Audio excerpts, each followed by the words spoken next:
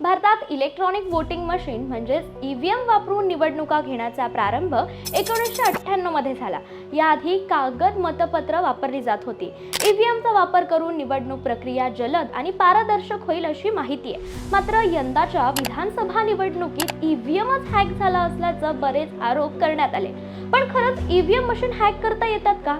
नक्की याचा विषय काय आहे जाणून घेऊयात आजच्या या व्हिडिओच्या माध्यमातून. नमस्कार, मी साक्षी पांचाळ आणि तुम्ही पाहताय न्यूज अनकटचा विषय काय हा कार्यक्रम. लोकसभा निवडणुकीमध्ये महाविकास आघाडीला मोठं यश मिळालं होतं.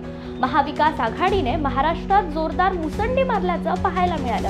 मात्र त्यानंतर झालेल्या विधानसभा निवडणुकीत महाविकास आघाडीचा मोठा पराभव झाला. निवडणुकीचा निकाल हा अनेकांसाठी धक्कादायक होता, कारण अनेक दिग्गजांचा पराभव झाला. दरम्यान या पराभवानंतर आता महाविकास आघाडीच्या नेत्यांकडून ईव्हीएमवर प्रश्नचिन्ह उपस्थित करण्यात आले. तर पुढच्या निवडणुका या बॅलेट पेपरवर घेतल्या पाहिजेत असं त्यांचं मत आहे. अनेकांकडून वारंवार ईव्हीएमवर संशय व्यक्त केले जात आहेत. खरं तर महाराष्ट्रात ईव्हीएम बाबत संशयाचं वादळच उठलं आहे. ईव्हीएम हॅक करण्याची शक्यता असल्याचा दावा करणाऱ्यांमध्ये राष्ट्रवादीचे अध्यक्ष शरदचंद्र पवार, तसेच बहुजन राष्ट्रीय समाज पक्षाचे अध्यक्ष महादेव जानकर, ज्येष्ठ सामाजिक कार्यकर्ते बाबा आढाव, तसेच ठाकरे शिवसेना आणि राज्यसभा खासदार संजय राऊत यांचा समावेश आहे. ज्येष्ठ सामाजिक कार्यकर्ते डॉक्टर बाबा आढाव यांनी पुण्याच्या फुलेवाड्यात अनेक ठिकाणी ईव्हीएममध्ये काहीतरी गडबड झाल्याचा आरोप करत 3 दिवसांपासून आंदोलन केलं. बाबा आढाव यांना भेटण्यासाठी शरद पवार हे आले होते. त्यावेळी त्यांनी पहिल्यांदाच ईव्हीएमवर शंका उपस्थित केली. शरद पवारांचं म्हणणं काय? ईव्हीएम मशीन हॅक करता येते याचा आम्हाला पुरावाच नव्हता. निवडणुकीपूर्वी काही लोकांनी प्रेझेंटेशन देखील दिले. या पद्धतीने मशीन हॅक करणं शक्य असल्याचं म्हटलं जात होतं, पण आम्ही त्यांच्यावर विश्वास ठेवला नाही. हे आमचं कमतरता होती. निवडणूक आयोग इतकी टोकाची चुकीची भूमिका घेईल असं आम्हाला वाटत नव्हतं. या संस्थेवर आम्ही गैरविश्वास ठेवला नाही, पण निवडणुकीत यात तथ्य आहे असं प्राथमिकदृष्ट्या त्यांचं म्हणणं होतं. आणि यासोबतच विधानसभेला महायुतीमधून बाहेर पडलेल्या महादेव जानकर यांनी महायुतीच्या अभूतपूर्व विजयावर आक्षेप घेतलाय.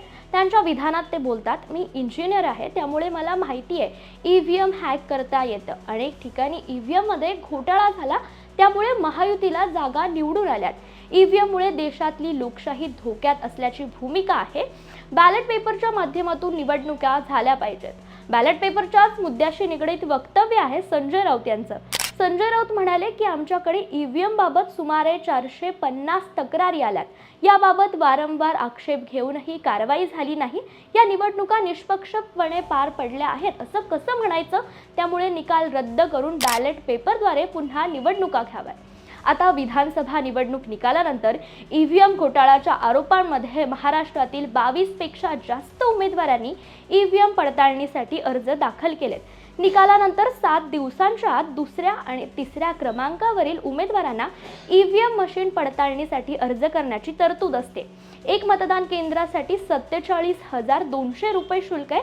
तर निकाल लागल्यानंतर 45 दिवसांनंतर पडताळणी केली जाते आणि त्यानंतर ही माहिती नष्ट केली जाते. सामाजिक कार्यकर्ते बाबा आढाव यांच्या पुण्यातील ईव्हीएम विरोधात आत्मक्लेश आंदोलनाला अजित पवार यांनी भेट दिली. तेव्हा ते म्हणाले, निवडणूक आयोगाशी संबंधित असतात. निवडणूक आयोग ही स्वायत्त संस्था आहे. काही गोष्टी सर्वोच्च न्यायालयाच्या अखत्यारीत असतात. त्यात आम्हाला ढवळाढवळ करता येत नाही. त्यांना जे योग्य वाटतं ते निर्णय घेतात आणि अखेर जर तुम्हाला वाटतं ईव्हीएम घोटाळा झालाय तर ते सिद्ध करून दाखवा. या संपूर्ण गोंधळात मात्र निवडणूक आयोगाने अशा दाव्यांना खंडन दिलंय. आयोगाने सांगितले की ईव्हीएम सुरक्षित आहेत आणि त्यांना हॅक करता येत नाही. भारतात ईव्हीएम वापरण्याचे काही कारणं आहेत. भारतात ईव्हीएम वापरण्याचे काही फायदे आणि तसेच तोटे देखील आहेत. ईव्हीएम वापरण्याचे समर्थक सांगतात की ईव्हीएम वापरल्याने निवडणूक प्रक्रिया जलद, पारदर्शक आणि किफायतशीर बनते.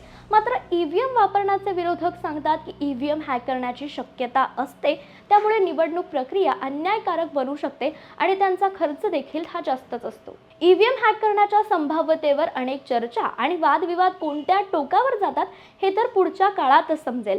तत्पूर्वी आजच्या भागात इतकंच. भेटू पुढील भागात एका नवीन विषयासह. धन्यवाद.